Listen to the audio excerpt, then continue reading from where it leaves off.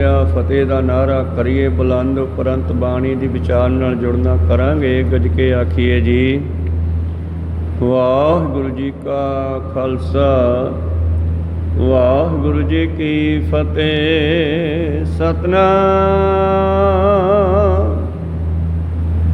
श्री वाहिगुरु साहिब जीओ। आओ साजन संत मीत प्यारे मिल गावह गुण अगमे अपारे। गावत सुनत सबै ही मुक्ते सो ध्याइयै जिन हम किए जियो। गावत सुनत सबै ही मुक्ते सो ध्याइयै जिन हम किए जियो। वाहिगुरु ये पवित्र बचन पंजवें पातशाह शहीदां दे सरताज शाहे शहनशाह दो जहान के वाली पंथ के वाली शमशेरे बहादुर सतगुरु हलत पलत के रक्षक आप परमेश्वर धन धन श्री गुरु अर्जन देव महाराज जी के उच्चारण किए हुए धन धन श्री ग्रंथ साहिब जी के पवित्र अंग 104 उपर सुभाएमान राग माझ राही धन धन श्री ग्रंथ साहिब जी महाराज की बख्शिश करते हैं कि एकत्र होके इकट्ठे होके बैठ करके परमेश्वर की सिफत सलाह करनी। गुरमुख बैसो सफा विछाए दुबदा दूर कलो लिव लाए हर नामे के होवो जोड़ी। धन धन श्री गुरु अर्जन देव महाराज जी बख्शिश करते हैं कि आओ शरीर दे सज्जनों परमेश्वर दे प्यारे संतो मन दे मित्रो प्रभु दे प्यारिओ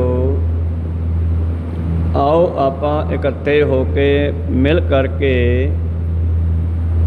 उस वाहिगुरु परमेश्वर दे गुण गाउणा करिए।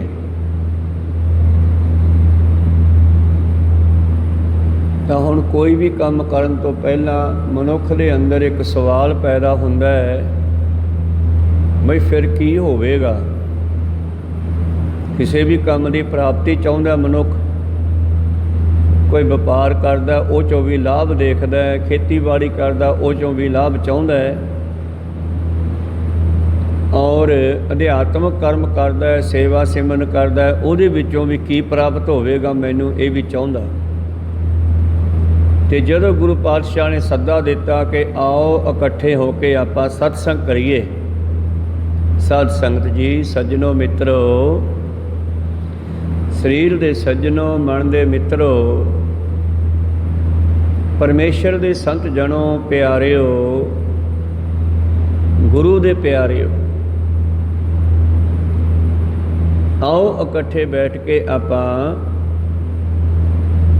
उस परमेश्वर दे गुण गाइए। गुण गावह अगम अपारे जियो। अगम जो परे तो परे है, अपार जिसदा अंत कोई नहीं, जिसदा पारावार कोई नहीं, अपार है जो। फिर की होवेगा ते जवाब देंदे आ सतगुरु आप ही गावत सुनत सबै ही मुक्ते। ओहदे गुणां नूं गाउण वाले ते ओहदे गुणां नूं सुणन वाले सारे ही मुक्त होणगे। ते मुक्त करना किने है? परमेश्वर ने। भावें कि दुनिया विच अनेकां तरह के कर्म कांड पखंड भी चल रहे हैं, घर घर रब बन के भी लोग बैठे हैं, कर्मकांडी दुनिया नूं शोषण करन वाले दुनिया नूं लुटण वाले भी हैं, पर सतगुर दा टीचा एक परमेश्वर ते है। पूजा अकाल की परचा शब्द का दीदार खालसे का। खालसा पवित्र रूहां दे नाम जपणियां वालियां रूहां दे दर्शन करिए। और पूजा अकाल पुरख की करिए। तो परचा हुंदा परचाउणा, मन लाउणा, ते मन कित्थे लाइए? शब्द विच, गुरबाणी विच। धुन मैं ध्यान, ध्यान मैं जानिया गुरमुख अकथ कहानी। इहदे विचों ही फिर असी उस अकथ कथा नूं, जिस परमेश्वर नूं हले तक जानिया नहीं जा सकिया, गुरु साहब ने वो शब्द दे विचों ही जनाउणा कीता, ज्ञान दे राही। इस करके किहदे गुण गाउणे है? जिन हम कीए जियो, जिन्हें सानू पैदा किया सृष्टि दे विच।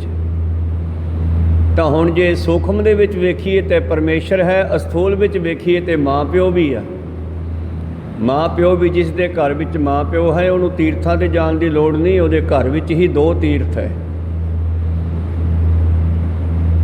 उन्हां दी सेवा दे विचों भी परमेश्वर मिलदा है, क्योंकि उन्होंने सानू संसार दिखाया, उन्होंने राही परमेश्वर ने सानू दुनिया विच भेजिया है, तां ते सिफत सलाह करिए परमेश्वर दी, सेवा करिए संगत दी, माँ प्यो दी। ये वड्डे तीर्थ हन 2। जिन हम कीए जियो, हुण हम कीए जिन्हें सानू दुनिया विच पैदा किया, ये 2 है। परमेश्वर दे रूप ही माँ है, माँ रब का रूप है दूजा। माँ प्यो भी परमेश्वर का दूसरा रूप है, जिन्हां दे राही सानू शरीर मिलिया, मनुख जामा मिलिया, ते जोत जिहड़ी आ वो परमेश्वर ने रखी आ। धन वो जोतां, वो रूहां, वो आत्मावां, जिन्हां नूं मनुखा जामा दिता, नहीं तो जामे तो 84 लाख जूनां दे कीड़ियां मकौड़ियां ने किन्ने आ, जीव जंतुआं ने किन्ने आ, ते धन वो रूहां जिन्हां नूं मनुख बनाया। ये परमेश्वर की मर्जी है ना, आपां नूं मनुखां विच भेजिया, नहीं तो टेढ़ियां जूनां विच भी जीव जिहड़े रहिंदे आ वो भी अपने वर्गे ही आ। इस करके जिन्हें सानू कीता है, भाव पैदा किया संसार दे विच, संसार ने भावें कि तीर्थां नूं तरजीह दिती हुई है, इस कोई शक नहीं। अपने धार्मिक स्थानां दे दर्शन भी करने चाहिए आ, पर वो भी तां सफल है जे असी संसारक जिम्मेवारियां नूं भी निभा लईए, नाल नाल माँ प्यो की सेवा भी करिए, क्योंकि माँ प्यो वड्डे तीर्थ। दसदे एक सच्ची घटना, एक बजुर्ग का पुत्र बाहरले देश चलिया गया, बाहर जाके सैट हो गया, चंगे कामकार चले, शादी भी उत्थे करा ली उसने, बच्चे भी होए, और इन्ना बिजी हो गया कामां धंधियां दे विच ते वापस आउणा ही भुल गया, माँ प्यो नूं मिलना ही भुल गया। ते माँ प्यो उड़ीकदे उड़ीकदे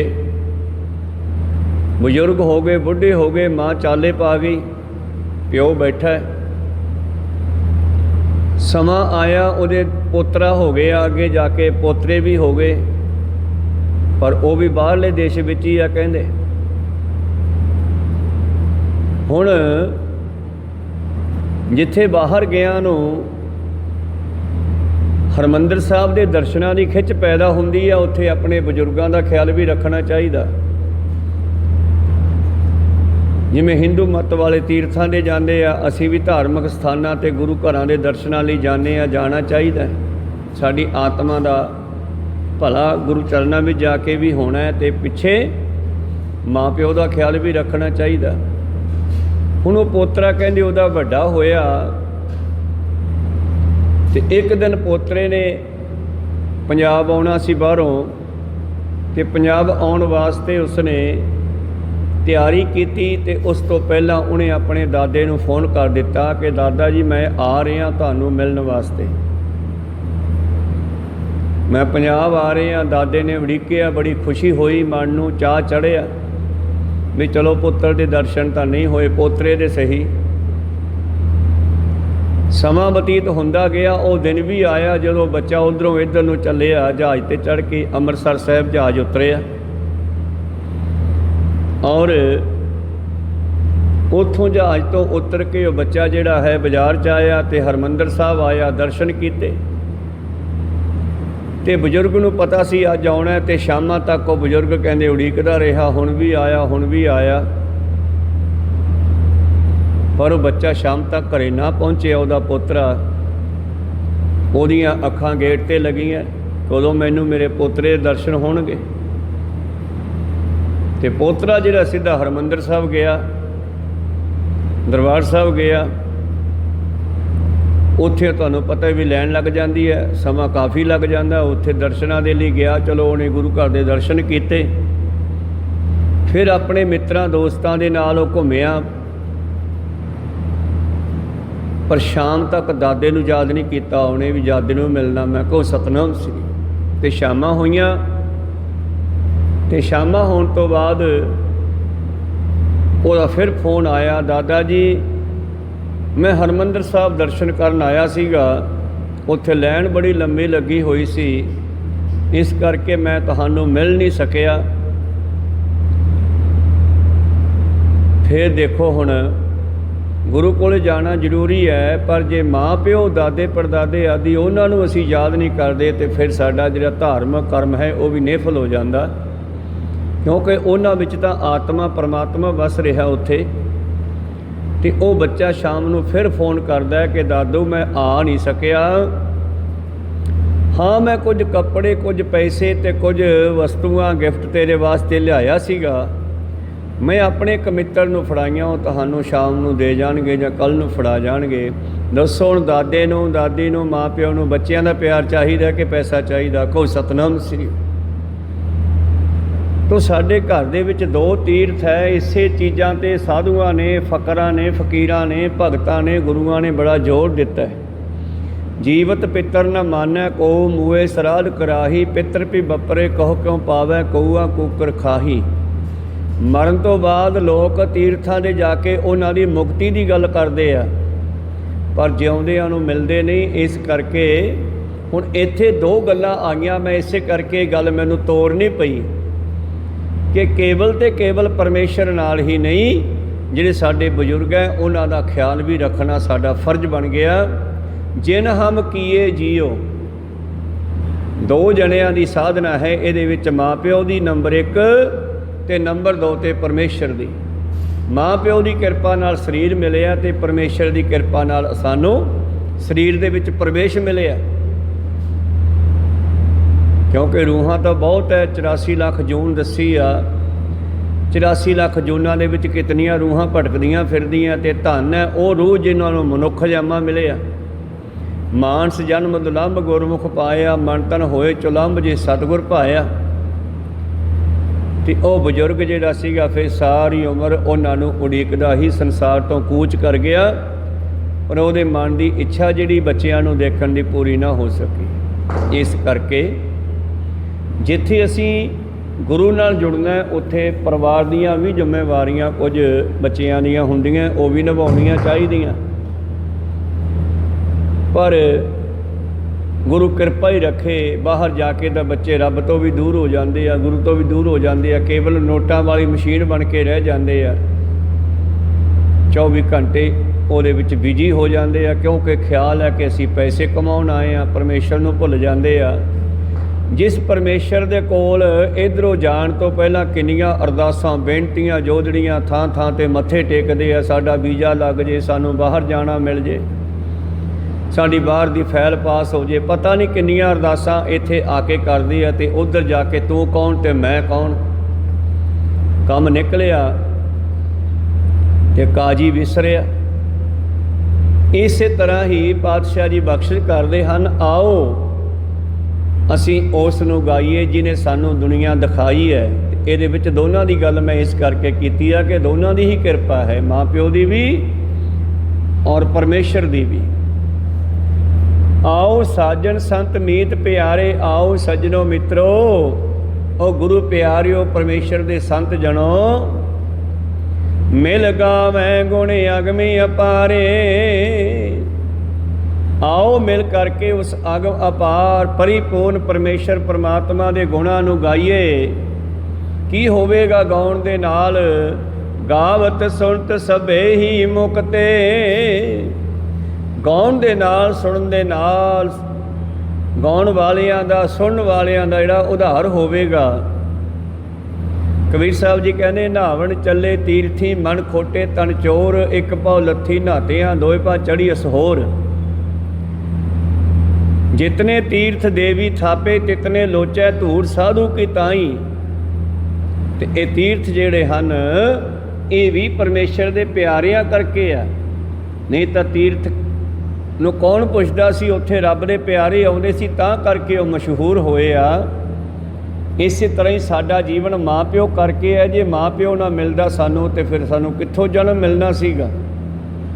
इस करके दोनों की ही आराधना की गल है, दोनों नू ही याद रखिए, परमेश्वर नू भी ते माँ प्यो नू भी।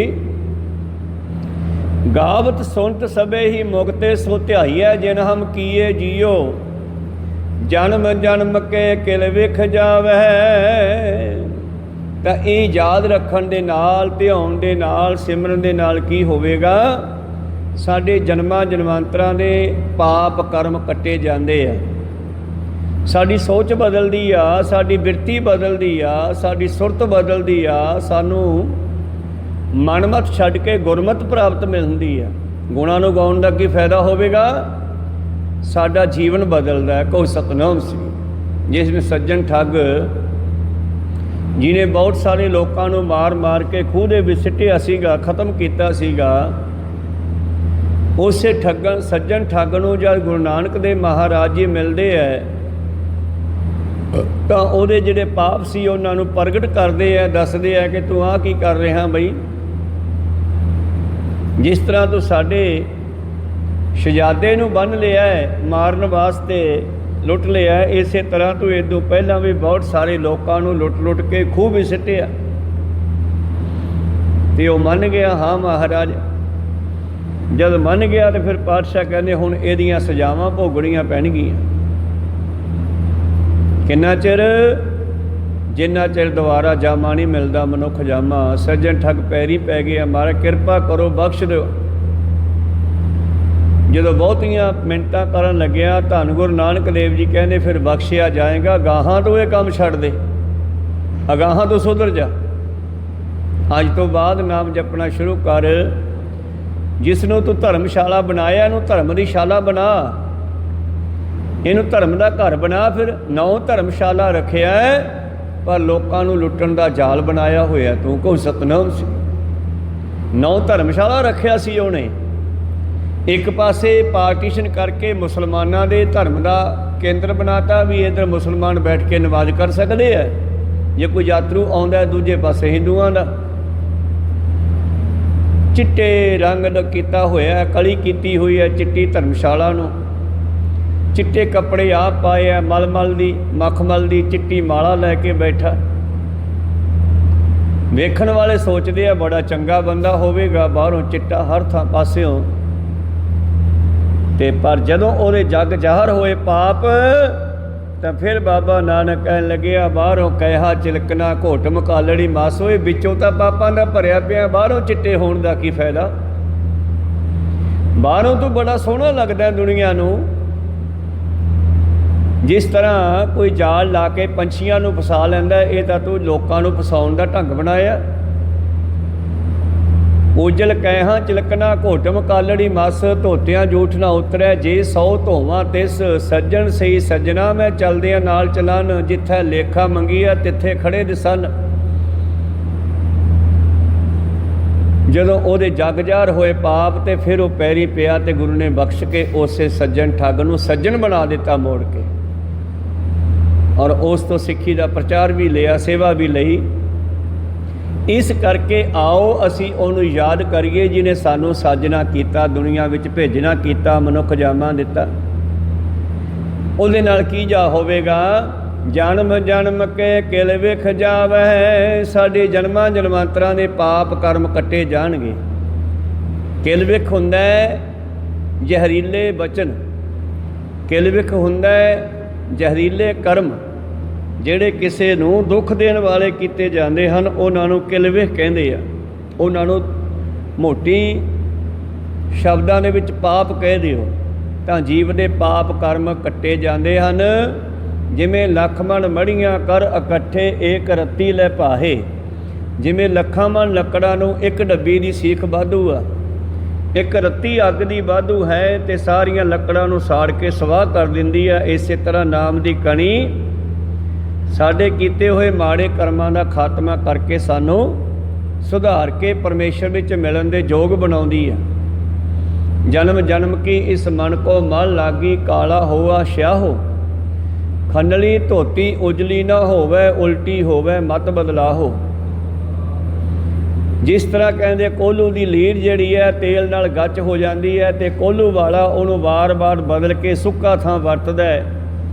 ਜਦੋਂ ਸਾਰੀ ਗੱਚ ਹੋ ਜਾਂਦੀ ਆ ਫਿਰ ਉਹ ਧੋਤੀ ਨਹੀਂ ਜਾਂਦੀ ਅਤੇ ਉਸ ਨੂੰ ਚੱਕ ਕੇ ਤੜਕੇ ਅੱਗ ਲਾ ਦਿੰਦਾ ਹੈ।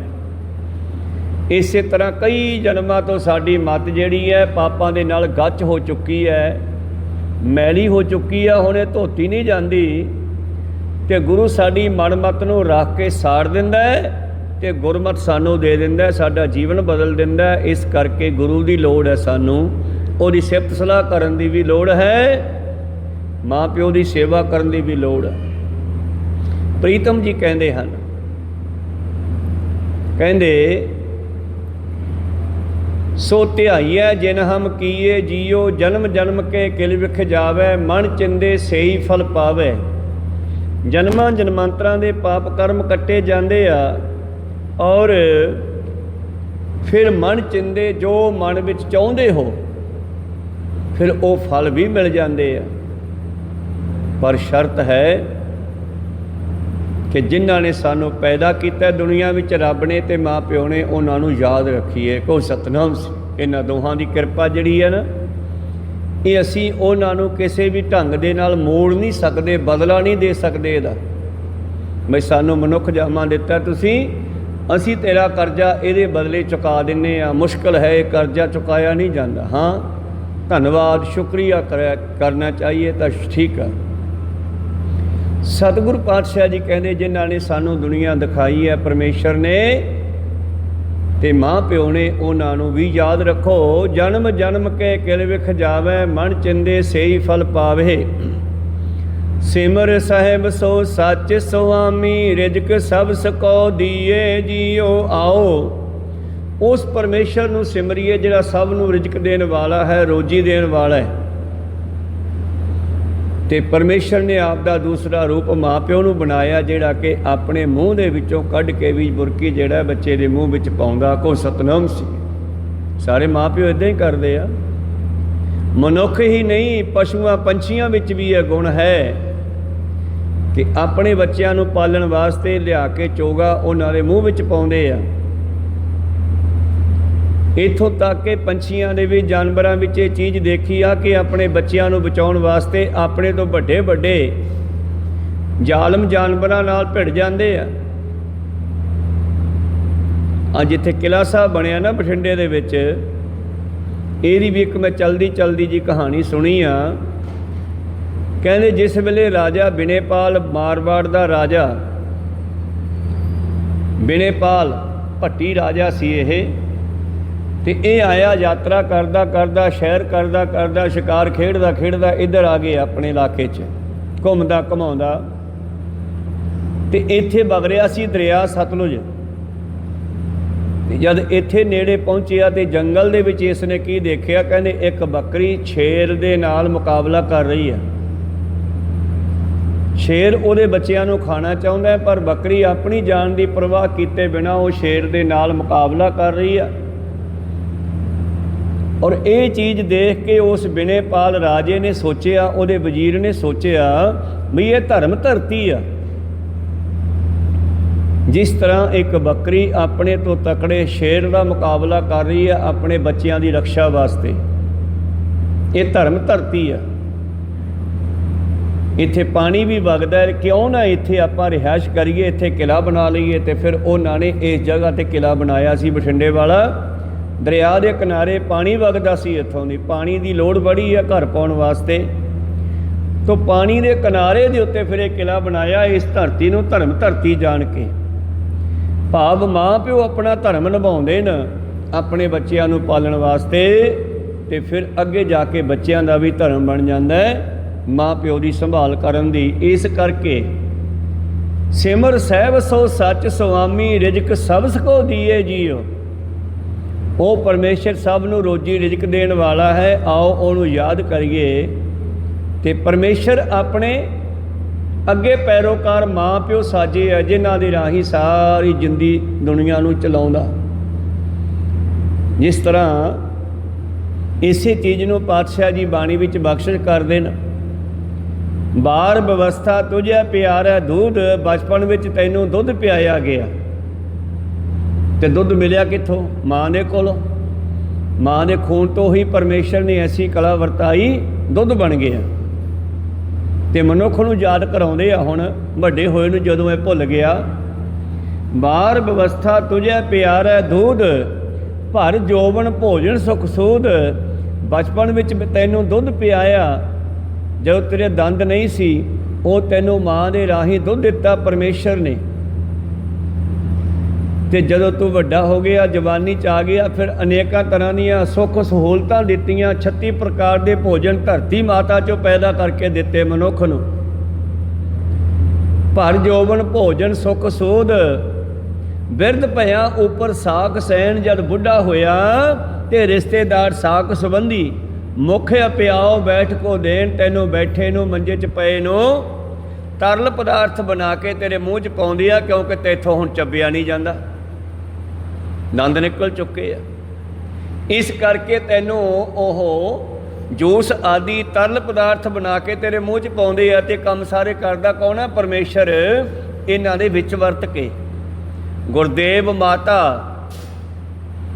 ਇਹ ਦੋ ਅਰਥ ਬਣਨਗੇ। ਇੱਕ ਅਰਥ ਬਣੂਗਾ, ਬ੍ਰਹਮ ਗਿਆਨੀ ਕਹਿੰਦੇ ਆ ਗੁਰੂ ਹੀ ਮਾਂ ਹੈ, ਗੁਰੂ ਹੀ ਪਿਓ ਹੈ, ਗੁਰੂ ਹੀ ਗੁਰੂ ਹੈ, ਗੁਰੂ ਹੀ ਪਰਮੇਸ਼ਰ ਹੈ। ਗੁਰਦੇਵ ਮਾਤਾ, ਗੁਰਦੇਵ ਪਿਤਾ, ਗੁਰਦੇਵ ਸਵਾਮੀ ਪਰਮੇਸ਼ਰ।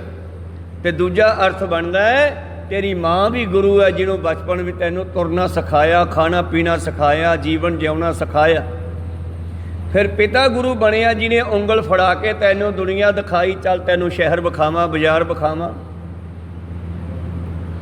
ਫਿਰ ਉਸਤਾਦ ਮਾਸਟਰ, ਜਿਨ੍ਹਾਂ ਨੇ ਸਾਨੂੰ ਅੱਖਰਾਂ ਦਾ ਗਿਆਨ ਦਿੱਤਾ, ਉਹ ਵੀ ਗੁਰੂ ਹੈ। ਫਿਰ ਅੱਗੇ ਸਾਨੂੰ ਗੁਰੂ ਨਾਨਕ ਮਿਲਿਆ, ਪਰਮੇਸ਼ਰ ਰੂਪ, ਜਿਸ ਨੇ ਸਾਨੂੰ ਜ਼ਿੰਦਗੀ ਦਾ ਅਰਥ ਦੱਸਿਆ। ਬਈ ਤੈਨੂੰ ਇਹ ਮਨੁੱਖਾ ਜੀਵਨ ਦਿੱਤਾ ਕਾਹਦੇ ਵਾਸਤੇ ਹੈ? ਇਸ ਕਰਕੇ ਉਹ ਪਰਮੇਸ਼ਰ ਸੰਸਾਰ ਦੇ ਵਿੱਚ ਅਨੇਕਾਂ ਰਿਸ਼ਤੇਦਾਰੀਆਂ ਦੇ ਰੂਪ ਦੇ ਵਿੱਚ ਵੀ ਵਰਤ ਰਿਹਾ ਹੈ। ਤੇ ਸਾਰਿਆਂ ਦੇ ਆਪੋ ਆਪਣੇ ਫਰਜ਼ ਹੈ। ਇਸ ਕਰਕੇ ਬਾਬਾ ਜੀ ਕਹਿੰਦੇ, ਜਿਹੜਾ ਸਭ ਨੂੰ ਰੋਜੀ ਦੇਣ ਵਾਲਾ, ਰਿਜ਼ਕ ਦੇਣ ਵਾਲਾ ਹੈ, ਰੱਬ ਮਾਂ ਦੇ ਰਾਹੀਂ ਜੀਵ ਨੂੰ ਰਿਜ਼ਕ ਦਿੰਦਾ, ਪਿਓ ਦੇ ਰਾਹੀਂ ਦਿੰਦਾ। ਇਸ ਕਰਕੇ ਬੱਚਿਆਂ ਦਾ ਵੀ ਫਰਜ਼ ਬਣ ਗਿਆ ਕਿ ਉਹਨਾਂ ਦਾ ਧੰਨਵਾਦ ਵੀ ਤਾਂ ਕਰੀਏ ਨਾ। ਜਿਨ੍ਹਾਂ ਦੇ ਕੋਲੋਂ ਬੱਚਾ ਮਾਂ ਪਿਓ ਦੇ ਕੋਲੋਂ ਮਨ ਚਿੰਦੇ ਵਸਤੂਆਂ ਮੰਗਦਾ, ਜੋ ਬੱਚਾ ਸੋਚਦਾ ਜਾਂ ਜੋ ਬੱਚੇ ਦੀ ਲੋੜ ਹੁੰਦੀ ਹੈ, ਮਾਂ ਪਿਓ ਪਹਿਲਾਂ ਹੀ ਇੰਤਜ਼ਾਮ ਕਰਕੇ ਦਿੰਦਾ। ਬੱਚੇ ਦੇ ਬਿਨਾਂ ਕਹੇ ਤੋਂ ਇੰਤਜ਼ਾਮ ਕਰਦਾ, ਆਪਣੀ ਸਾਰੀ ਜ਼ਿੰਦਗੀ ਬੱਚਿਆਂ 'ਤੇ ਲਾ ਦਿੰਦਾ। ਪਰ ਜਦ ਬੱਚਿਆਂ ਦੀ ਲੋੜ ਪੈਂਦੀ ਹੈ ਮਾਂ ਪਿਓ ਨੂੰ, ਉਦੋਂ ਬੱਚੇ ਉੱਡ ਜਾਂਦੇ ਆ ਪੰਛੀ ਦੀ ਤਰ੍ਹਾਂ। ਕੋਈ ਸਤਨਾਮ ਸੀ, ਉਦੋਂ ਉਹਨਾਂ ਦਾ ਵੀ ਫਰਜ਼ ਬਣਦਾ ਕੋਈ। ਤਾਂ ਤੇ ਪ੍ਰੀਤਮ ਜੀ ਕਹਿੰਦੇ, ਸਿਮਰ ਸਾਹਿਬ ਸੋ ਸੱਚ ਸੁਆਮੀ, ਰਿਜ਼ਕ ਸਭ ਸਕੋ ਦੀਏ ਜੀਓ। ਜਿਹੜਾ ਸਾਨੂੰ ਰੋਜੀ ਰਿਜ਼ਕ ਦੇਣ ਵਾਲਾ, ਉਹਨੂੰ ਯਾਦ ਰੱਖੋ। ਸਿਮਰਨ ਦਾ ਮਤਲਬ ਯਾਦ ਕਰਨਾ। ਸਿਮਰਨ ਦਾ ਮਤਲਬ ਕੇਵਲ ਮਾਲਾ ਫੇਰਨੀ ਨਹੀਂ ਹੈਗੀ। ਸਿਮਰਨ ਦਾ ਮਤਲਬ ਹਮੇਸ਼ਾ ਦਿਮਾਗ ਵੀ ਯਾਦ ਰਹੇ ਕਿ ਮੇਰੇ ਤੇ ਪਰਮੇਸ਼ਰ ਨੇ ਕਿਰਪਾ ਕਰਕੇ ਮਨੁੱਖ ਬਣਾਇਆ ਹੈ, ਤੇ ਮਾਂ ਪਿਓ ਨੇ ਕਿਰਪਾ ਕਰਕੇ ਮੈਨੂੰ ਤਰੱਕੀਆਂ ਦਵਾਈਆਂ। ਕਹੋ ਸਤਨਾਮ ਸਿੰਘ। ਮਾਂ ਪਿਓ ਆਪਣੀ ਮਿਹਨਤ ਕਰਦਾ ਹੈ ਤੇ ਬੱਚਿਆਂ ਨੂੰ ਤਰੱਕੀਆਂ 'ਤੇ ਲੈ ਕੇ ਜਾਂਦਾ ਹੈ। ਬੱਚਿਆਂ ਦੀ ਖੁਸ਼ੀ ਵਾਸਤੇ ਆਪਣੀਆਂ ਖੁਸ਼ੀਆਂ ਕੁਰਬਾਨ ਕਰ ਦਿੰਦਾ, ਬਲਿਹਾਰ ਕਰ ਦਿੰਦਾ। ਪਰ ਅੱਜ ਦਾ ਮਾਹੌਲ ਆਪਾਂ ਦੇਖ ਹੀ ਰਹੇ ਹਾਂ, ਜੋ ਦੁਨੀਆ ਦੇ ਵਿੱਚ ਚੱਲ ਰਿਹਾ, ਤੁਸੀਂ ਜਾਣਦੇ ਹੋ ਕੀ ਹੋ ਰਿਹਾ। ਪ੍ਰੀਤਮ ਜੀ ਕਹਿੰਦੇ, ਆਓ ਉਹਨੂੰ ਯਾਦ ਰੱਖੀਏ। ਨਾਮ ਜਪਤ ਸਰਬ ਸੁਖ ਪਾਈਐ। ਜੇ ਪਰਮੇਸ਼ਰ ਦਾ ਸ਼ੁਕਰੀਆ ਕਰਦੇ ਰਹਾਂਗੇ ਤਾਂ ਉਹ ਹੋਰ ਵੀ ਦਾਤਾਂ ਦੇਊਗਾ। ਸੋ ਕਿਉਂ ਵਿਸਰੈ ਜਿਨ ਸਭ ਕੁਛ ਦੀਆ, ਸੋ ਕਿਉਂ ਵਿਸਰੈ ਜੇ ਜੀਵਨ ਜੀਆ। ਉਹਨੂੰ ਹੁਣ ਕਿਉਂ ਭੁੱਲ ਗਏ ਹੋ, ਜਿਨ੍ਹਾਂ ਨੇ ਤੁਹਾਨੂੰ ਮਨੁੱਖਾ ਜੀਵਨ ਦਿੱਤਾ ਤੇ ਮਨੁੱਖਾ ਜੀਵਨ ਜਿਉਣ ਵਾਸਤੇ ਇੰਨੀਆਂ ਦਾਤਾਂ ਦਿੱਤੀਆਂ। ਜਿਨ ਦੀਆ ਤੁਧ ਪਵਨ ਅਮੋਲਾ, ਆਕਸੀਜਨ ਗੈਸ ਦਾ ਹੁਣ ਪਤਾ ਲੱਗਿਆ ਨਾ ਕੀ ਭਾਅ ਪੈਂਦੀ ਆ। ਕਰੋਨਾ ਵਾਲੇ ਮਰੀਜ਼ਾਂ ਨੂੰ ਪੁੱਛੋ, ਕੋ ਸਤਨਾਮ ਜਿਹੜੀ ਸਾਨੂੰ ਫ੍ਰੀ ਮਿਲ ਰਹੀ ਆ, ਜਿਹਦੀ ਫੈਕਟਰੀ ਪਰਮੇਸ਼ਰ ਨੇ ਦਰਖਤਾਂ ਦੇ ਰੂਪ 'ਚ ਲਾਈ ਆ, ਅਤੇ ਮਨੁੱਖ ਨੇ ਦਰਖਤਾਂ ਨੂੰ ਵੱਢ ਵੱਢ ਕੇ ਲੰਮੇ ਪਾਤਾ, ਅਤੇ ਹੁਣ ਕਹਿੰਦਾ ਸਾਹ ਨਹੀਂ ਆਉਂਦਾ। ਅਤੇ ਸਾਹ ਕਿੱਥੋਂ ਆਵੇ? ਜਿਹੜੀ ਪਰਮੇਸ਼ਰ ਦੀ ਫੈਕਟਰੀ ਦਰਖਤ ਆਕਸੀਜਨ ਬਣਾਉਣ ਵਾਲੀ ਲਾਈ ਆ, ਉਹ ਤਾਂ ਪੱਟੀ ਜਾਂਦੇ ਹੋ ਨਾ, ਉਹਨਾਂ ਦੇ ਥਾਂ 'ਤੇ ਨਵੇਂ ਲਾ ਨਹੀਂ ਰਹੇ। ਆਕਸੀਜਨ ਬਣੂ ਕਿਵੇਂ ਫਿਰ? ਕੋ ਸਤਨਾਮ ਸੀ। ਇਹ ਅਮੋਲਕ ਪਾਵਨ ਜਿਹੜੀ ਹੈ ਇਹ ਸਾਨੂੰ ਪਰਮੇਸ਼ਰ ਨੇ ਦਿੱਤੀ ਆ। ਸੰਸਾਰ ਦੀ ਕੋਈ ਫੈਕਟਰੀ ਆਕਸੀਜਨ ਨਹੀਂ ਬਣਾ ਸਕਦੀ, ਸੰਸਾਰ ਦੀ ਕੋਈ ਫੈਕਟਰੀ ਪਾਣੀ ਨਹੀਂ ਬਣਾ ਸਕਦੀ, ਕੋਈ ਫੈਕਟਰੀ ਅੱਗ ਨਹੀਂ ਬਣਾਉਂਦੀ। ਇਹ ਤਿੰਨ ਚੀਜ਼ਾਂ ਪਰਮੇਸ਼ਰ ਨੇ ਜੀਵ ਨੂੰ ਦਿੱਤੀਆਂ।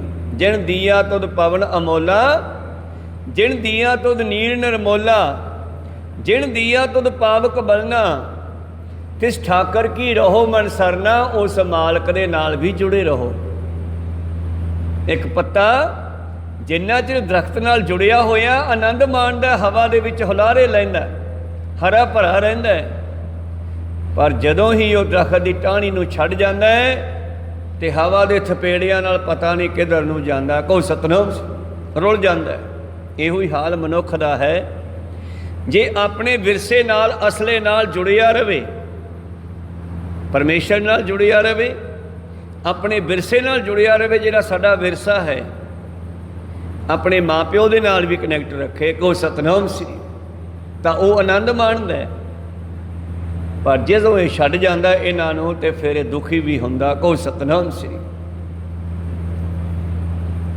ਜਿਨ ਦੀਏ ਤੁਧ ਬਾਪ ਮਹਿਤਾਰੀ, ਉਹ ਪਰਮੇਸ਼ਰ ਨੇ ਹੀ ਮਾਂ ਪਿਓ ਦਿੱਤੇ ਆ ਸਾਨੂੰ ਅੱਗੇ ਪਾਲਣ ਵਾਸਤੇ, ਕਿਉਂਕਿ ਪਰਮੇਸ਼ਰ ਦਾ ਸਿਸਟਮ ਬਹੁਤ ਵੱਡਾ ਹੈ, ਸ੍ਰਿਸ਼ਟੀ ਬੜੀ ਵੱਡੀ ਹੈ, ਅਤੇ ਉਹਨੇ ਅੱਗੇ ਆਪਣੇ ਪੈਰੋਕਾਰ ਹਰੇਕ ਦੇ ਨਾਲ ਮਾਂ ਪਿਓ ਸਾਜਤੇ, ਕਹੋ ਸਤਨਾਮ। ਹਰੇਕ ਬੱਚੇ ਨਾਲ ਮਾਂ ਪਿਓ ਸਾਜਤੇ, ਅਤੇ ਮਾਂ ਪਿਓ ਨਾਲ ਬੱਚਿਆਂ ਨੂੰ ਉਡਾਰ ਕਰਦੇ ਆ, ਉਹਨਾਂ ਨੂੰ ਕਾਮਯਾਬ ਕਰਦੇ ਆ, ਤਰੱਕੀਆਂ ਦਿਵਾਉਂਦੇ ਆ, ਆਪਣੀ ਜ਼ਿੰਦਗੀ ਲਾ ਕੇ, ਜ਼ਿੰਦਗੀ ਭਰ ਦੀ ਕਮਾਈ ਲਾ ਕੇ। ਜਿਨ ਦੀਆ ਤੁਧ ਮਾਤ ਪਿਓ ਹਾਰੀ, ਜਿਨ ਦੀਆ ਤੁਧ ਬਾਪ ਮਹਿਤਾਰੀ, ਜਿਹਨੇ ਤੈਨੂੰ ਮਾਂ ਪਿਓ ਦਿੱਤਾ। ਜਿਨ ਦੀਏ ਤੁਧ ਭਰਾਤ ਪੁੱਤ ਹਾਰੀ, ਜਿਹਨੇ ਤੈਨੂੰ ਭੈਣ ਭਰਾ ਦਿੱਤੇ, ਧੀਆਂ ਪੁੱਤਰ ਦਿੱਤੇ। ਹਾਰੀ ਕਹਿੰਦੇ ਆ ਘਰ ਵਾਲੀ ਨੂੰ, ਜਿਹਨੇ ਤੈਨੂੰ ਘਰ ਵਾਲੀ ਵੀ ਦਿੱਤੀ। ਸੰਸਾਰ ਦੇ ਸਾਰੇ ਸਿਸਟਮ ਨੂੰ ਚਲਾਉਣ ਵਾਸਤੇ ਪਰਮੇਸ਼ਰ ਨੇ ਰਿਸ਼ਤੇਦਾਰੀਆਂ, ਸਾਕ ਸੰਬੰਧ ਵੀ ਜੋੜੇ ਆ।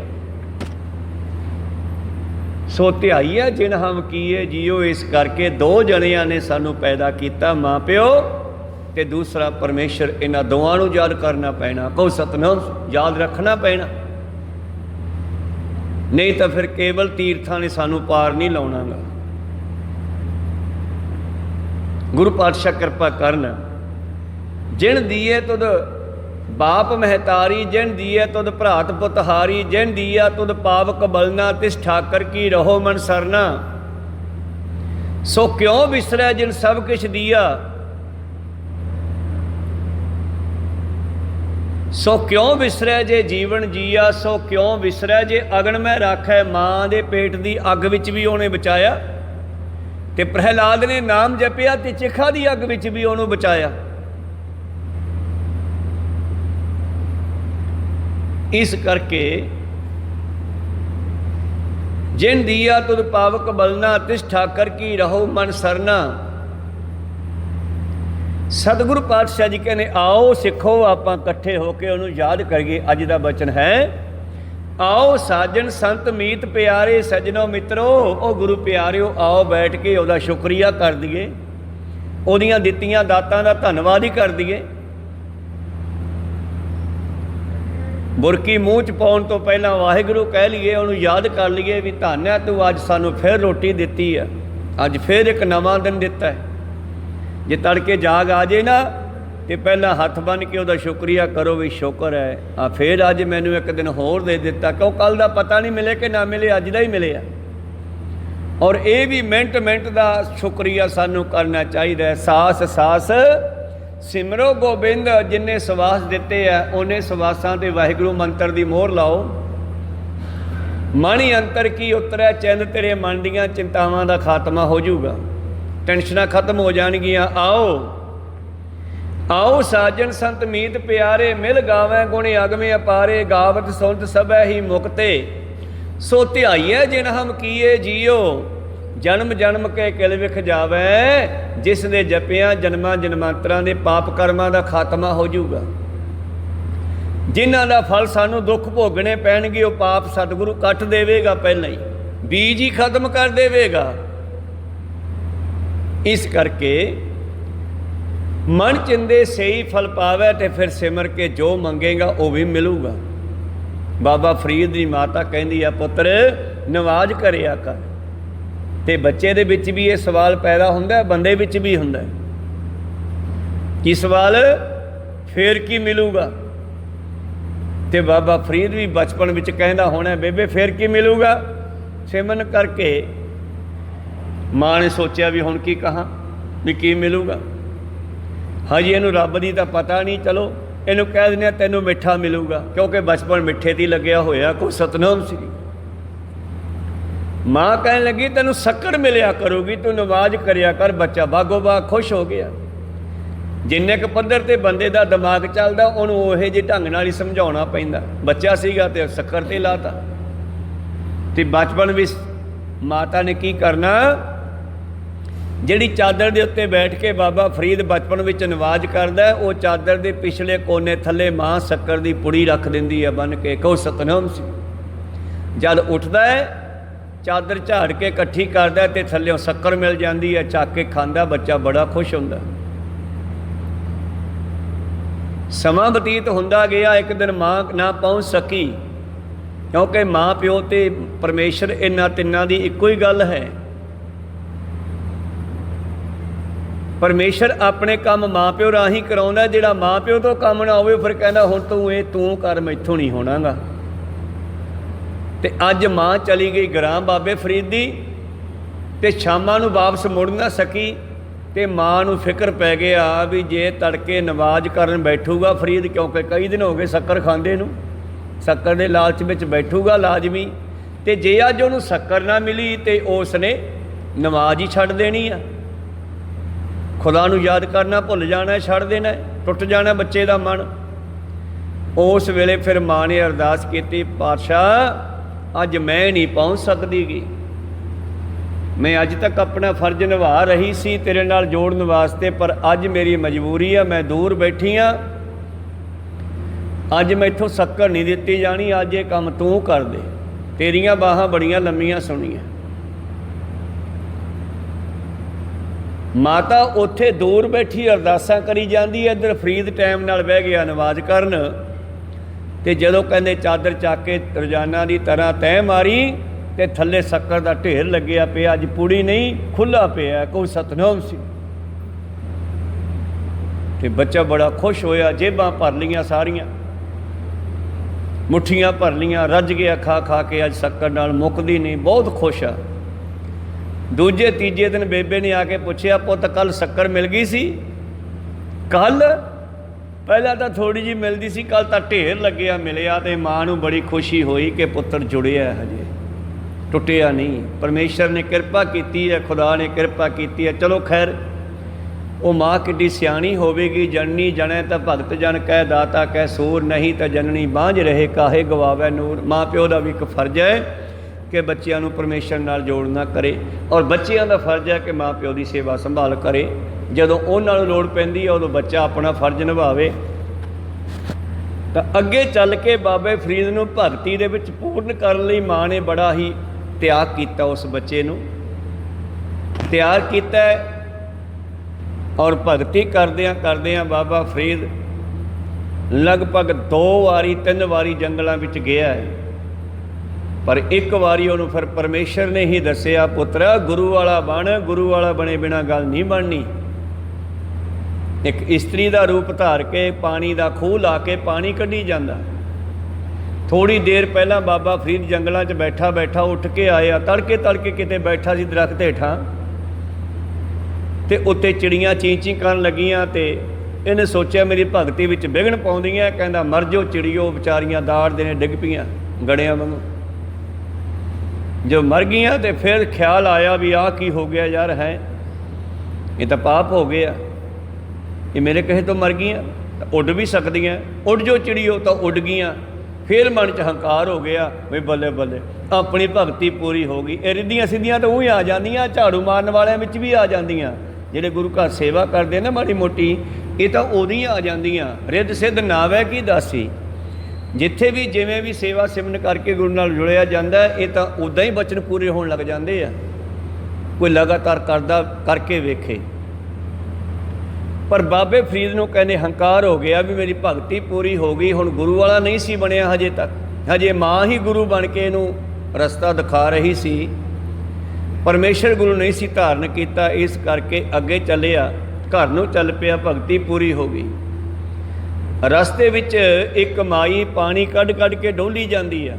ਇੱਕ ਬੀਬੀ ਪਾਣੀ ਦਾ ਡੋਲੂ ਭਰਦੀ ਆ, ਖੂਹ 'ਚੋਂ ਡੋਲ ਦਿੰਦੀ ਆ, ਭਰਦੀ ਆ, ਡੋਲ ਦਿੰਦੀ ਆ। ਅਤੇ ਫਰੀਦ ਕੋਲੇ ਪਹੁੰਚ ਗਿਆ। ਪਾਣੀ ਦੇਖ ਕੇ ਤੇ ਚਮਕੀ ਵੀ ਚਲੋ ਘੁੱਟ ਪਾਣੀ ਪੀ ਲਈਏ। ਔਰ ਜਾ ਕੇ ਦਿੰਦਾ ਆਵਾਜ਼, ਬੀਬੀ ਥੋੜ੍ਹਾ ਪਾਣੀ ਪਿਆ ਦੇ। ਬੀਬੀ ਨੇ ਗੌਰ ਨਾ ਕੀਤੀ, ਡੋਲੀ ਗਈ ਡੋਲੀ ਗਈ। ਜੋ 2-4 ਵਾਰੀ ਕਿਹਾ ਨਾ ਸੁਣਿਆ, ਤੇ ਕਹਿਣ ਲੱਗਿਆ ਬੀਬੀ ਡੋਲੀ ਵੀ ਜਾਨੀ ਆ, ਭੋਰਾ ਮੈਨੂੰ ਪਿਆ ਦੇ। ਉਹ ਕਹਿੰਦੀ ਐਵੇਂ ਡੋਲੀ ਜਾਂਦੀ, ਮੇਰੀ ਭੈਣ ਦੇ ਘਰ ਨੂੰ ਅੱਗ ਲੱਗੀ ਹੈ, ਪਾਣੀ ਉੱਥੇ ਜਾ ਰਿਹਾ। ਹੁਣ ਉੱਥੇ ਭੈਣ ਕੌਣ ਹੈ? ਫਰੀਦ ਦੀ ਆਤਮਾ, ਕਿਉਂਕਿ ਉੱਧਰ ਵੀ ਆਤਮਾ, ਇੱਧਰ ਹੀ ਆਤਮਾ, ਸਾਰੀਆਂ ਭੈਣਾਂ ਹੀ ਆ। ਕਹੋ ਸਤਨਾਮ ਸੀ। ਇੱਕ ਪਿਤਾ ਇੱਕ ਸਕੇ ਹਮਵਾਰਕ, ਤੂੰ ਮੇਰਾ ਗੁਰਹਾਈ। ਫਰੀਦ ਨੂੰ ਕਹਿਣ ਲੱਗੀ ਇਹ ਮੇਰੀ ਭੈਣ ਦੇ ਘਰ ਵਿੱਚ ਅੱਗ ਲੱਗੀ ਆ। ਹੰਕਾਰ ਇੱਕ ਅਗਨੀ ਦਾ ਕੰਮ ਕਰਦਾ, ਸਾਡੇ ਜਪ ਤਪ ਨੂੰ ਖਤਮ ਕਰ ਦਿੰਦਾ। ਕਹੋ ਸਤਨਾਮ ਸੀ। ਇਹ ਪਾਣੀ ਉੱਥੇ ਜਾ ਰਿਹਾ ਹੈ। ਇਹ ਫਰੀਦ ਦੀਆਂ ਚਿੜੀਆਂ ਨਹੀਂ, ਕਦੇ ਮਰ ਜਾਓ ਤੇ ਕਦੇ ਜਿਉਂ ਪੋ। ਇਹ ਗੱਲ ਸੁਣ ਕੇ ਫਰੀਦ ਬੜਾ ਹੈਰਾਨ ਹੋਇਆ ਵੀ ਹੈ ਯਾਰ ਇਹਨੂੰ ਕਿਵੇਂ ਪਤਾ ਲੱਗ ਗਿਆ। ਕਹਿੰਦਾ ਬੀਬੀ ਤੈਨੂੰ ਕੀ ਪਤਾ ਫਰੀਦ ਨੇ ਚਿੜੀਆਂ ਮਾਰੀਆਂ ਤੇ ਜਿਉਂਦੀਆਂ ਕੀਤੀਆਂ। ਕਹਿੰਦੇ ਸਭ ਪਤਾ ਲੱਗ ਜਾਂਦਾ, ਕੋਈ ਵੱਡੀ ਗੱਲ ਨਹੀਂ। ਭਾਵ ਜਿਹੜਾ ਹੰਕਾਰ ਹੋਇਆ ਸੀ ਫਰੀਦ ਨੂੰ, ਉਹ ਕੱਢਣਾ ਸੀ ਪਰਮੇਸ਼ਰ ਨੇ, ਕਿਉਂਕਿ ਬੜਾ ਅਨੰਨ ਪਿਆਰਾ ਭਗਤ ਦੂਰ ਹੋ ਰਿਹਾ ਸੀ ਹੰਕਾਰ ਕਰਕੇ ਰੱਬ ਤੋਂ। ਕਹੋ ਸਤਨਾਮ ਸੀ। ਹਉ ਮੈਂ ਦੀਰਘ ਰੋਗ ਹੈ ਦਾਰੂ ਪੀ ਸਮਾਹੇ, ਕਿਰਪਾ ਕਰੇ ਜੇ ਆਪਣੀ ਤਾਂ ਗੁਰ ਕਾ ਸ਼ਬਦ ਕਮਾਹੇ। ਬਾਬਾ ਫਰੀਦ ਕਹਿਣ ਲੱਗਿਆ ਬੀਬੀ ਤੈਨੂੰ ਕਿਵੇਂ ਪਤਾ ਲੱਗਿਆ? ਉਹ ਕਹਿੰਦੀ ਮੈਂ ਆਪਣੇ ਪਤੀ ਦੀ ਸੇਵਾ ਕੀਤੀ ਆ, ਪਤੀ ਦੀ ਸੇਵਾ 'ਚੋਂ ਮੈਨੂੰ ਇਹ ਪ੍ਰਾਪਤੀ ਹੋਈ ਆ। ਕਹਿਣ ਲੱਗੇ ਉਹ ਕਿਵੇਂ? ਕਹਿਣ ਲੱਗੀ ਇਸ ਤਰ੍ਹਾਂ, ਇੱਕ ਦਿਨ ਰਾਤ ਨੂੰ ਪਿਆ ਪਿਆ ਮੇਰਾ ਪਤੀ ਕਹਿਣ ਲੱਗਿਆ ਪਾਣੀ ਪੀਣਾ ਸੀ। ਮੈਂ ਆਵਾਜ਼ ਸੁਣੀ, ਮੈਂ ਉੱਠ ਕੇ ਬਾਟਾ ਪਾਣੀ ਦਾ ਭਰ ਕੇ ਲਿਆਈ, ਪਰ ਮੇਰੇ ਆਉਂਦੀ ਨੂੰ ਫਿਰ ਸੌਂ ਗਿਆ। ਅਤੇ ਮੈਂ ਸੋਚਿਆ ਵੀ ਜੇ ਆਵਾਜ਼ ਜਗਾਈ ਆ ਤਾਂ ਇਹਦੀ ਨੀਂਦ ਖਰਾਬ ਹੋ ਜਾਊਗੀ। ਚੱਲ ਖੜ੍ਹੇ ਆ, ਜੇ ਪਿਆਸ ਲੱਗੀ ਦੁਬਾਰੇ ਪਾਣੀ ਮੰਗੂਗਾ ਤਾਂ ਆਪਾਂ ਕਹਿ ਦਿਆਂਗੇ ਲਓ ਜੀ। ਕਹਿਣ ਲੱਗੀ ਮੈਂ ਖੜ੍ਹੀ ਰਹੀ ਬਾਟਾ ਪਾਣੀ ਦਾ ਲੈ ਕੇ, ਉਡੀਕਦੀ ਰਹੀ ਕਦੋਂ ਦੁਬਾਰਾ ਪਾਣੀ ਮੰਗੇ। ਅਤੇ ਜਦੋਂ ਉਸਨੇ ਦੁਬਾਰਾ ਫਿਰ ਕਿਹਾ ਪਾਣੀ ਪੀਣਾ ਸੀ, ਮੈਂ ਕਿਹਾ ਲਓ ਜੀ। ਉਹ ਚਾਨਚੱਕ ਉੱਠਿਆ, ਕਹਿਣ ਲੱਗਿਆ ਵੀ ਤੂੰ ਐਡੀ ਛੇਤੀ ਪਾਣੀ ਕਿਵੇਂ ਲੈ ਕੇ ਆ ਗਈ? ਮੈਂ ਕਿਹਾ ਜੀ ਤੁਸੀਂ ਪਹਿਲਾਂ ਵੀ ਪਾਣੀ ਮੰਗਿਆ ਸੀਗਾ, ਮੈਂ ਤਾਂ 3 ਘੰਟਿਆਂ ਦੀ ਪਾਣੀ ਲਈ ਖੜੀ ਹਾਂ, ਤੁਸੀਂ ਫਿਰ ਸੌਂ ਗਏ, ਮੈਂ ਖੜ ਗਈ ਇੱਥੇ। ਬਸ ਉਸ ਨੇ ਖੁਸ਼ੀ ਵਿੱਚ ਆ ਕੇ ਨਾਨਕ ਨਦਰੀ ਨਦਰ ਨਿਹਾਲ ਭਾਵ ਖੁਸ਼ ਹੋ ਕੇ ਦੇਖਿਆ ਮੇਰੇ ਵੱਲ, ਤੇ ਪਤਾ ਨਹੀਂ ਮੇਰੇ 'ਚ ਕਿੰਨੀਆਂ ਸ਼ਕਤੀਆਂ ਆ ਗਈਆਂ।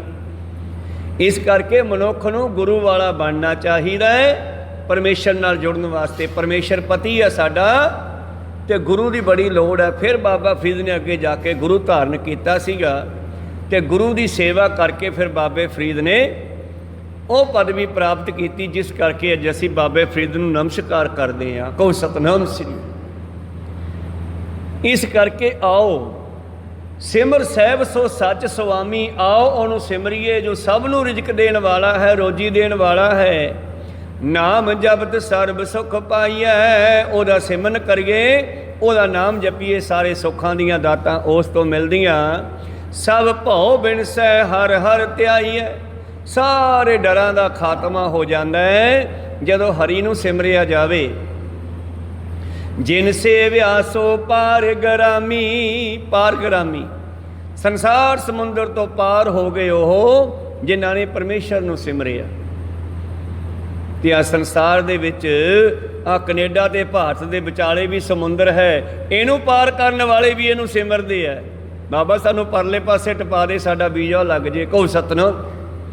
ਇੱਧਰ ਬੈਠੇ ਤਾਂ ਬੜੀਆਂ ਮਿੰਟਾਂ ਕਰਦੇ ਆ, ਪਤਾ ਨਹੀਂ ਕਿੱਥੇ ਕਿੱਥੇ ਅਸੀਂ ਮੱਥੇ ਟੇਕਦੇ ਆ, ਕਿੱਥੇ ਕਿੱਥੇ ਜਾ ਕੇ ਮਾਂ ਪਿਓ ਮੱਥੇ ਟੇਕਦੇ ਆ, ਕਿੱਥੇ ਕਿੱਥੇ ਜਾ ਕੇ ਮਿੰਟਾਂ ਕਰਦੇ ਆ। ਕਿੰਨੇ ਮਹਾਂਪੁਰਸ਼ਾਂ ਦੇ ਚਰਨੀ ਵੀ ਪੈਂਦੇ ਆ, ਗੁਰੂ ਗ੍ਰੰਥ ਸਾਹਿਬ ਜੀ ਦੇ ਕੋਲ ਵੀ ਆ ਕੇ ਜੋਦੜੀਆਂ ਕਰਦੇ ਆ, ਅਰਦਾਸਾਂ ਕਰਦੇ ਆ। ਪਰ ਜਦੋਂ ਪਰਲੇ ਪਾਸੇ ਟੱਪ ਜਾਂਦੇ ਆ, ਫਿਰ ਤੂੰ ਕੌਣ ਤੇ ਮੈਂ ਕੌਣ, ਕੋਈ ਸਤਨਾਮ ਸੀ। ਉੱਧਰ ਜਾ ਕੇ ਪੈਸਿਆਂ ਵਾਲੀ ਮਸ਼ੀਨ ਬਣ ਜਾਂਦੇ ਆ। ਗੁਰੂ ਕਿਰਪਾ ਕਰੇ ਕਿ ਜਿਵੇਂ ਇੱਥੇ ਉਹਨੂੰ ਯਾਦ ਕਰਕੇ ਪਰਲੇ ਪਾਸੇ ਟੱਪਿਓ, ਉਵੇਂ ਪਰਲੇ ਪਾਸੇ ਜਾ ਕੇ ਵੀ ਇਹਨੂੰ ਯਾਦ ਰੱਖੋ। ਪਾਰਗ੍ਰਾਮੀ ਸੰਸਾਰ ਸਮੁੰਦਰ ਤੋਂ ਵੀ ਪਾਰ ਹੋਣ ਵਾਸਤੇ ਇਹਦੀ ਲੋੜ ਹੈ। ਸੰਸਾਰ ਦੇ ਵਿੱਚ ਰਹਿੰਦਿਆਂ ਹੋਇਆਂ ਸੁੱਖਾਂ ਨੂੰ ਪ੍ਰਾਪਤ ਕਰਨ ਵਾਸਤੇ ਵੀ ਇਹਦੀ ਲੋੜ ਹੈ। ਜਿਨ੍ਹਾਂ ਨੇ ਸਿਮਰਿਆ ਉਹ ਪਾਰਗ੍ਰਾਮੀ ਹੋ ਗਏ, ਉਹ ਸੰਸਾਰ ਸਮੁੰਦਰ ਚੋਂ ਪਾਰ ਹੋ ਗਏ, ਭਾਵ ਉਹਨਾਂ ਦਾ ਜੰਮਣਾ ਮਰਨਾ ਖਤਮ ਹੋ ਗਿਆ। ਜਿਵੇਂ ਇੱਕ ਨਦੀ ਹੈ ਨਾ, ਉਹਦੇ ਦੋ ਕਿਨਾਰੇ ਆ, ਵਿਚਾਲੇ ਪਾਣੀ ਦੀਆਂ ਲਹਿਰਾਂ ਵਹਿ ਰਹੀਆਂ ਤੇਜ਼, ਤੇ ਜਿਹੜੇ ਜੀਵ ਨੂੰ ਤਰਨਾ ਨਹੀਂ ਆਉਂਦਾ ਉਹ ਉਹਦੇ ਵਿੱਚ ਉਤਰਿਆ ਤੇ ਡੁੱਬ ਗਿਆ, ਰੋੜ ਕੇ ਲੈ ਗਿਆ ਪਾਣੀ। ਜਿਹਨੂੰ ਤੈਰਨਾ ਆਉਂਦਾ ਉਹ ਪਰਲੇ ਪਾਸੇ ਲੰਘ ਜਾਂਦੇ ਆ।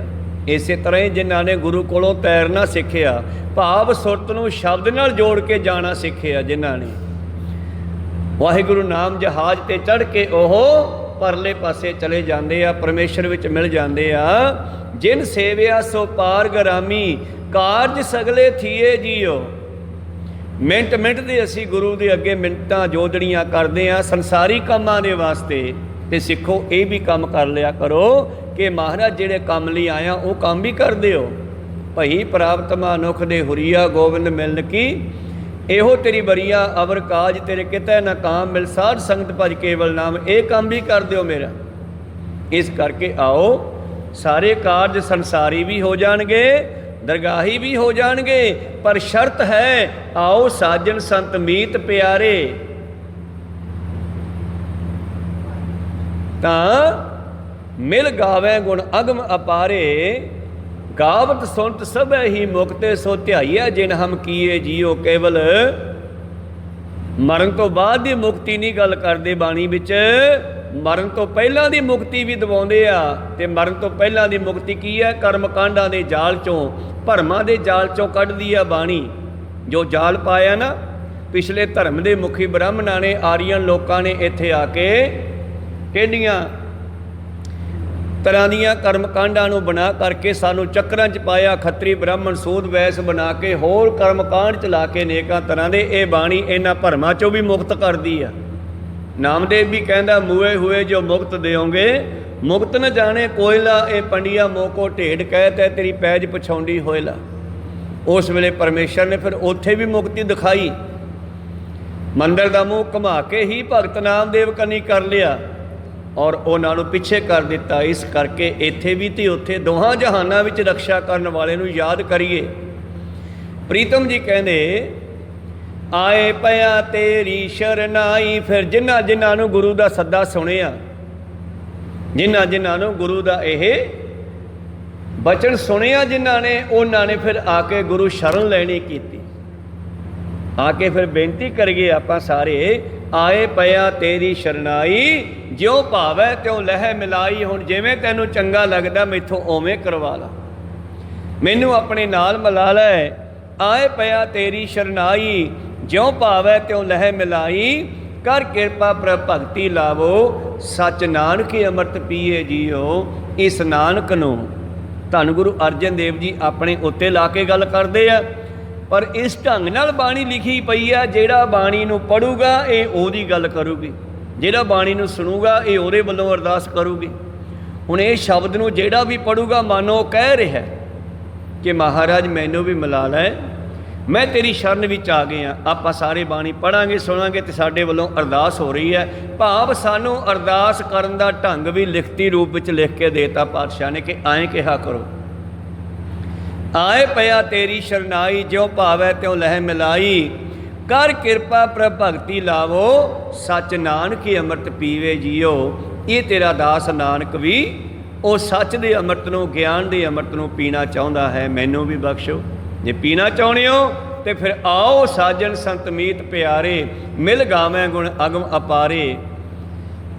ਗਾਵਤ ਸੁਣਤ ਸਭੈ ਹੀ ਮੁਕਤੇ, ਸੋ ਧਿਆਈਐ ਜਿਨ ਹਮ ਕੀਏ ਜੀਓ। ਜਿਹਨੇ ਸਾਨੂੰ ਪੈਦਾ ਕੀਤਾ, ਪਰਮੇਸ਼ਰ ਨੇ ਤੇ ਮਾਂ ਪਿਓ ਨੇ ਇਹਨਾਂ ਦੋਨਾਂ ਨੂੰ ਯਾਦ ਰੱਖੀਏ, ਇਹਨਾਂ ਦੋਨਾਂ ਦੀ ਸੰਭਾਲ ਕਰੀਏ, ਇਹਨਾਂ ਦੋਨਾਂ ਨੂੰ ਹਮੇਸ਼ਾ ਯਾਦ ਰੱਖੀਏ। ਸਿਮਰਨ ਦਾ ਮਤਲਬ ਯਾਦ ਕਰਨਾ।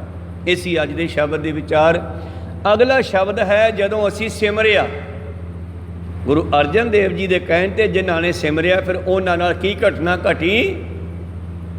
ਮਾਝ ਮਹੱਲਾ ਪੰਜਵਾ, ਭਏ ਕਿਰਪਾਲ ਗੋਬਿੰਦ ਗੁਸਾਈ, ਮੇਘ ਵਰਸੈ ਸਭਨੀ ਥਾਈ, ਦੀਨ ਦਿਆਲ ਸਦਾ ਕਿਰਪਾਲਾ, ਠਾਂਡ ਪਾਈ ਕਰਤਾਰੇ ਜੀਓ। ਕਿਵੇਂ ਠੰਡ ਪਾਈ ਇਹ ਆਪਾਂ ਕੱਲ੍ਹ ਨੂੰ ਸਰਵਣ ਕਰਾਂਗੇ।